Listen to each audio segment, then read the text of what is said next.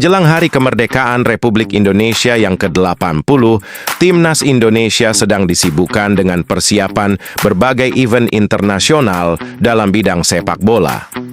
Timnas senior menghadapi kualifikasi Piala Dunia Round 4 menghadapi Irak dan Arab. Timnas U23 persiapan Piala Asia.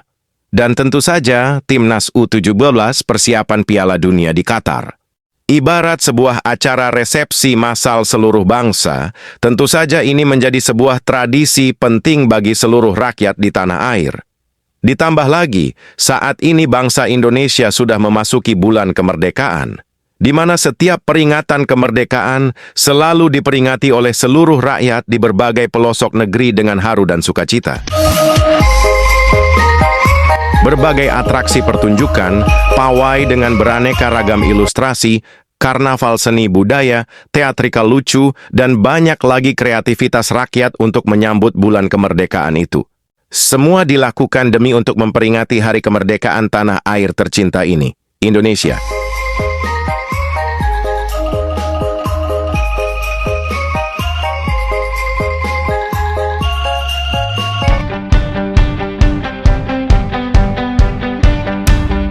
Namun, pada momen menjelang peringatan kemerdekaan Indonesia yang ke-80 tahun, ada momen unik, aneh, dan menggelitik mata semua orang.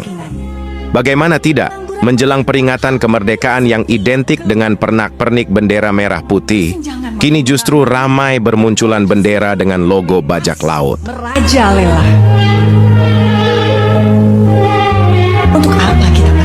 Banyaknya video pengibaran bendera One Piece di bawah bendera merah putih yang hampir merata di mana-mana akhirnya memantik kembali diskusi soal batas antara budaya populer dan penghormatan terhadap simbol-simbol nasional, terutama saat suasana peringatan kemerdekaan semakin terasa di berbagai penjuru tanah air.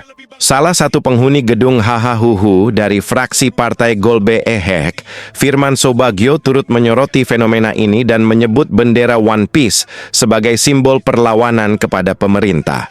Ia juga menilai tindakan itu sebagai bentuk kemerosotan pemahaman terhadap ideologi negara, sekaligus bentuk provokasi yang berbahaya jelang peringatan Hari Kemerdekaan 17 Agustus.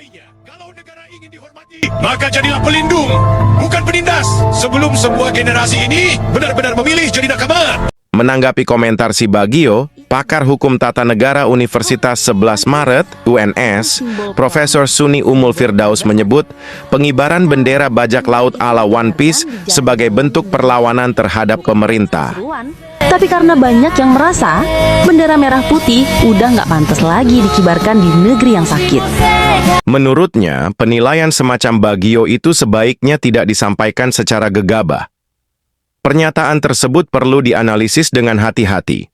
Tidak semua tindakan simbolik warga bisa serta-merta ditafsirkan sebagai aksi politik atau pembangkangan terhadap konstitusi, ujar Profesor Cantik itu menambahkan. One Piece, mereka ngirim pesan.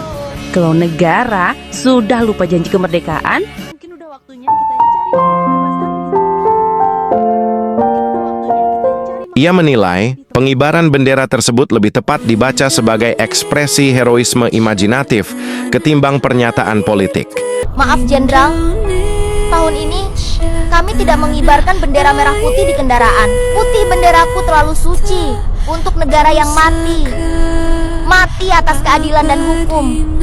Korupsi merajalela. Penjajahan melalui pajak yang menyengsarakan rakyat. Merah hitam sepertinya lebih pantas kami kibarkan. Lebih lanjut, Prof. Suni mengingatkan agar pemerintah maupun elit politik tidak bersikap reaktif atau mudah menggeneralisasi ekspresi rakyat sebagai ancaman. Kemungkinan besar, mereka tidak sedang melawan pemerintah, tapi sedang menarasikan nilai-nilai seperti keberanian menghadapi ketidakadilan, solidaritas, dan hasrat hidup bebas di tengah tekanan sistem yang mapan, ujarnya menambahkan. Untuk apa kita merdeka? Ketika rakyat tetap bergelimang kemiskinan, pengangguran menyergap hampir setiap keluarga, kesenjangan makin menganga, dan korupsi bebas merajalela. Semoga pemerintah tanggap dan bisa mengedepankan proses dialog antara masyarakat dengan pemerintah. Hal itu lebih merepresentasikan nilai-nilai Pancasila.